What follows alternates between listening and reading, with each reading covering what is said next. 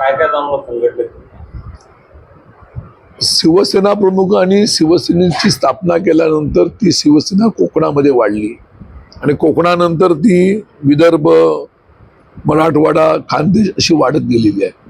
आणि या अकोला जिल्ह्याने सुद्धा याच्या आधी सुद्धा खासदार दिलेले आहेत, अकोला जिल्ह्यामध्ये आमदार दिलेले आहेत, अकोला जिल्ह्यामध्ये नगराध्यक्ष दिलेले आहेत. आणि आत्ताच्या सध्याच्या परिस्थितीमध्ये भविष्यातल्या कालखंडामध्ये आपल्याला या ठिकाणी हे परत ते गतवैभव सर्वांच्या मदतीने आपल्याला पुन्हा आणायचा हा माझा संकल्प आहे.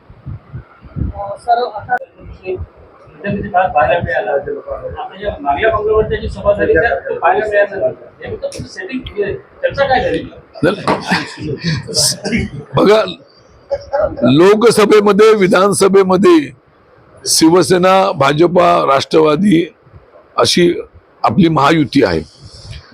महानगरपालिका, नगरपालिका, जिल्हा परिषद, पंचायत समिती महाराष्ट्रातलं बोलतोय. म्हणजे इथं काही ठिकाणी युती आहे, काही युती नाही आहे. पण अकोला जी महानगरपालिका आहे त्याच्यामध्ये शिवसेना आता एक आमच्या नगरसेविका निवडून आल्या, 4 इतर नगरसेवक आमच्या समाविष्ट झाले, 5 नगरसेवकांचं तिथं आम्ही संख्याबळ झालेला आहे. आणि तिथलं सुद्धा वातावरण चांगलं असावं, शिवसेना भाजपा युती म्हणून असं माझं मत आहे.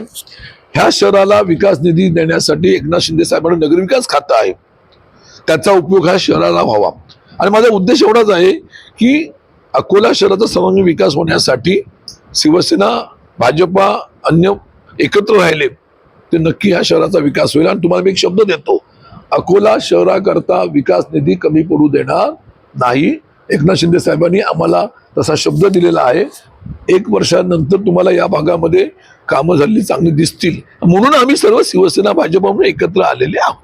आवडलं ना तुम्हाला एकत्र आलेलं? निमित्त आम्ही असू आणि कोण असू, विकास निधीचा विषय पूर्ण वेगळा आहे.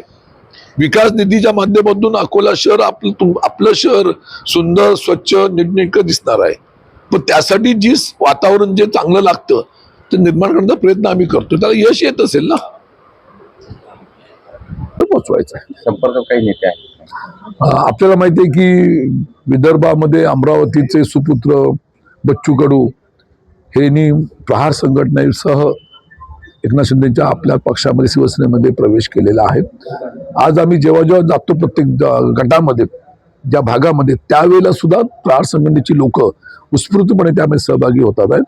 तशाच पद्धतीचे विदर्भामध्ये अनेक विविध राजकीय पक्षाची नेते मंडळी आहेत, जे खासदार राहिलेले आहेत, खासदार निवडणूक लढवलेली आहेत, विधानसभा निवडणूक लढवलेली आहेत, माजी आमदार आहेत, माजी नगरसेवक, जिल्हा परिषदचे सदस्य आहेत. अनेक मंडळी आमच्या संपर्कामध्ये आहे. सर्वांचा ओढा हा एकनाथ शिंदे साहेबांकडे आहे. त्यामुळे भविष्यातल्या कालखंडामध्ये नक्कीच विदर्भामध्ये ही शिवसेना आपल्याला वाढलेली दिसेल हा विश्वास व्यक्त करतो. श्रीकांत शिंदेच्या दौऱ्यात यातले काही प्रवेश होतील का? मग डॉक्टर श्रीकांत शिंदे संघटना बांधणी, मतदात्याचं काम यासाठी येणार आहेत. त्यांच्या उपस्थितीमध्ये सुद्धा काही प्रवेश होऊ शकतात असं मला वाटतं. ओके, धन्यवाद. तुम्हाला